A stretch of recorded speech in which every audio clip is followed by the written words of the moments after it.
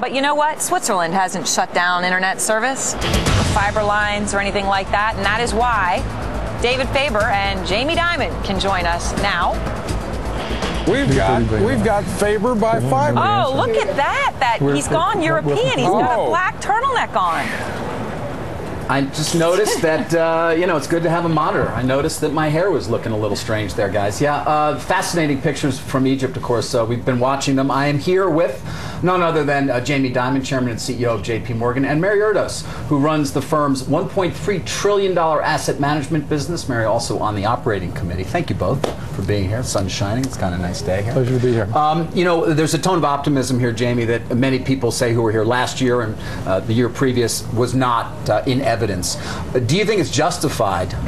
I do, because if you look around, the United States, the corporate sector is very strong. Middle market and small business look stronger. The consumer looks stronger. Most things are actually better than they were a year ago.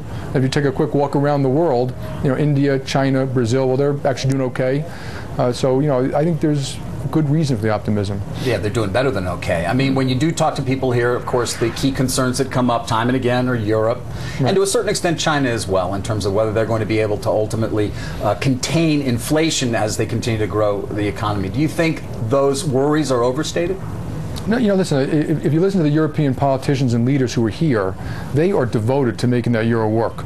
And so I kind of would believe them that they've been making big decisions. You can criticize some of them and maybe a little fit and starts to make sure they get through this current crisis. And we think the opportunities in Europe are going to be as big as they are down there. There'll be plenty of opportunity for us and businesses to grow and expand. Well, give me some sense as to why you say that. Well, I would just add that you'd be nervous if there wasn't some toning down of the optimism, because it has definitely changed from last year and certainly from even the year last before. Couple of months, really. Absolutely. And so with every spurt of optimism comes somebody saying, well, let's worry about employment and how are we going to get jobs back, and then in Europe you've got great optimism as to what's going to happen, but you worry about Germany and whether they can sustain what they're doing.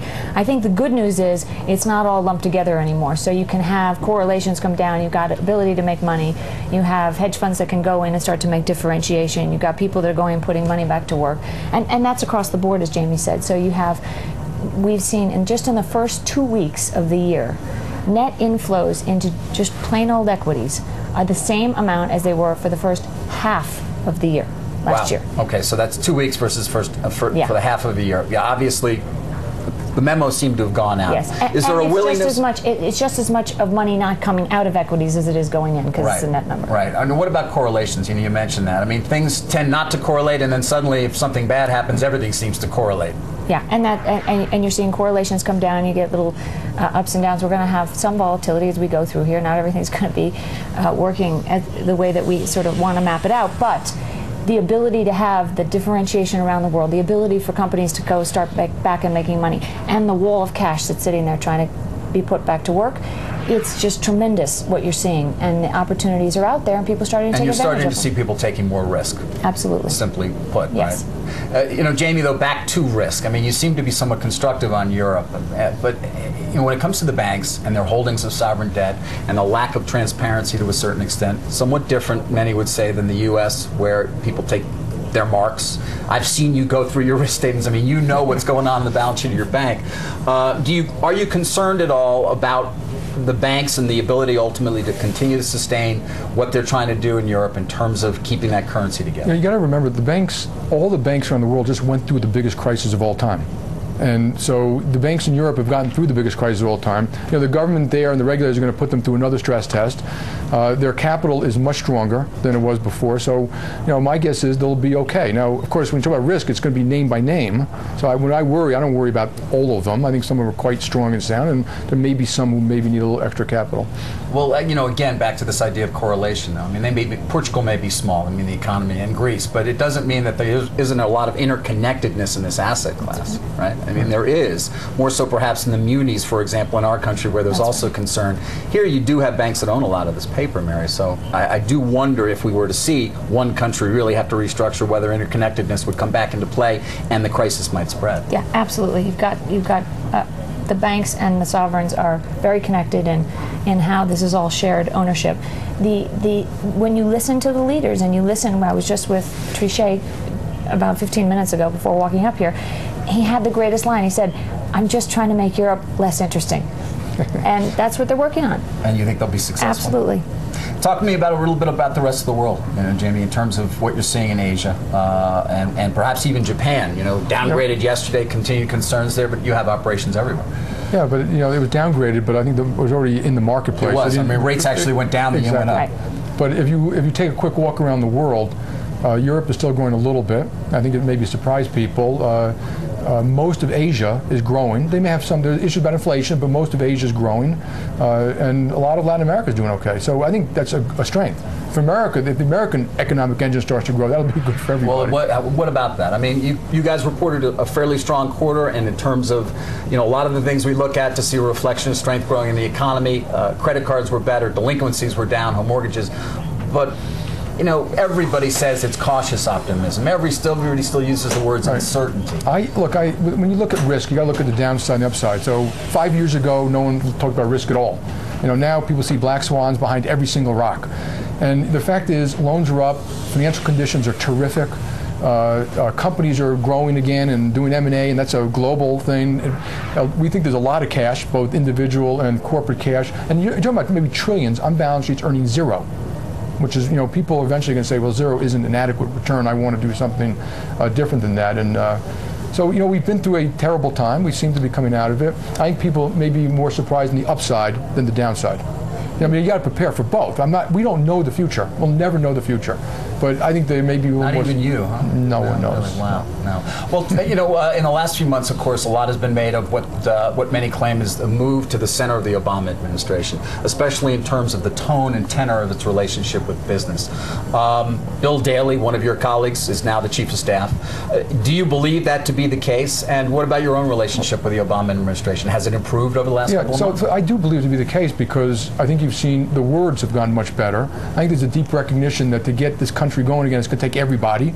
It's not either or. It's not just government or just business. 110 million people work for private companies or for non-government. Something like 20 million people work for the government. And I also think you see people decisions. I think that Jeff Dimon, having someone with the quality and talent he has on this Council of Jobs and Competitiveness, the Bill Daley, I think he's a great loss for us, but an outstanding choice for the United States government. And other decisions, we're all, maybe the good old American thing's going to come back. We're all in it together. We're all going to put our shoulders to the effort and try to get growing again. We all want growth. There's nothing more important than jobs. I know you as a student of history, though, and the one conversation that comes up time and again here again in Davos is the rise of the East and the sort of muddling along, if you will, of the West. I mean, it wasn't unnoticed that we have a $1.5 trillion deficit, for example, potentially for this year for the U.S. government. You believe we can be okay, as in the U.S. and everybody else can? Yeah, I believe we can. Look, America's been through much tougher times than this, okay? From the Great Depression to Civil War and World War. When I graduated business school in 1982, I heard relentlessly about Japan. We had high inflation, high interest rates. America lost and its competitive edge, its technology edge. Well, it was totally wrong. So to me, America has all the things that make a country really good. Law, education, technology, infrastructure, and they're strong. And you're going to see it come back. The American mojo will come back. The other thing I add, you also have an unemployment rate of 9.5%, structural deficits that, as far as the eye can see. Yes, but it's okay. Will we have the political will to fix that? And I'm hopeful that we will. And a lot of it comes from confidence and the change in tone that you're seeing today. And you ask people to raise their hands and tell you whether they're hiring or not. And most CEOs today will say yes, they're starting to have much more confidence in where we're headed. And what about asset flows, though? I'm curious. Obviously the U.S. Money's moving into equities. Yes. What are you seeing in terms of flows, though, through your business in other parts of the world? Yeah, a lot of risk taking all the way around the world. There's a statistic that we sort of track just as an indicator. Back in 2007, we had about $1 billion a month go into alternatives, hedge funds, private equity, real estate. That would be sort of the riskiest end of the spectrum from a liquidity standpoint. And you're seeing that same number today. We're back up at about $1 billion. The bulk of it coming from Asia, Latin America, even the European client base. So, right. What are they looking for, an inflation hedge, or what's behind a lot of that? They don't want to put it in U.S. Treasuries anymore, I guess. You'd be surprised. I would. Mary, a lot's been made here in Davos of the fact that they're trying to encourage more women to be here, senior executives and the like. I know you've been an attendee previously. Is that a good effort or sort of one that you disagree with? I think it's very unfortunate that we had to make it a thing. And there's one thing in having to measure statistics to make them factual, because not every company, not every government runs themselves based on meritocracy. The problem is when you go to quotas, it may be a step too far. And I was just with Sheryl Sandberg at lunch from Facebook, and we were having this discussion. And unfortunately now, when people come to Davos, they may look at some of these women and wonder, are you here because you're a female, or are you here because of your accomplishments and you have something to add? And that's a disappointment. How is he as a boss? How is he as a boss? He's not good, is he? He's a cream puff. Yeah. Oh God, you can say whatever you want. There's no way you're going to be honest with me right now. That's not what I would say. Exactly. Okay. What you see is what you get. I would say that we have 3 fabulously talented women on the most senior management committee that we're very proud of, and it's all merit, 100%. Right. They just got enormous talents. Before we go, anything more on the dividend that you can tell us at this point, and your expectations as to when you're going to get the okay potentially to reinstate it? We are waiting. You know, the Fed has asked people to do stress tests. We hope to hear by the end of March, and obviously it's a board level decision, and we got to go through the stress test. We think we're going to have plenty of capital. That even under highly stressed environments, that we're going to have a lot of capital to invest and grow. So if viewers out there have wonderful ideas and big amounts of money that we could invest intelligently, send them my way. You're going to get a lot of requests. Jamie Dimon, as always, thank you so much. Mary Erdos as well, thank you. Appreciate it. Send it back to you guys at the NYSE. Thank you, and what a fascinating conversation on every level, but I'm so glad he asked about the women and the quotas. And obviously Mary felt very strongly about that, and Jamie appropriately butted out. Yes, as I always do. Yeah. You know me, I still steer well clear of anything like that. Oh, yeah.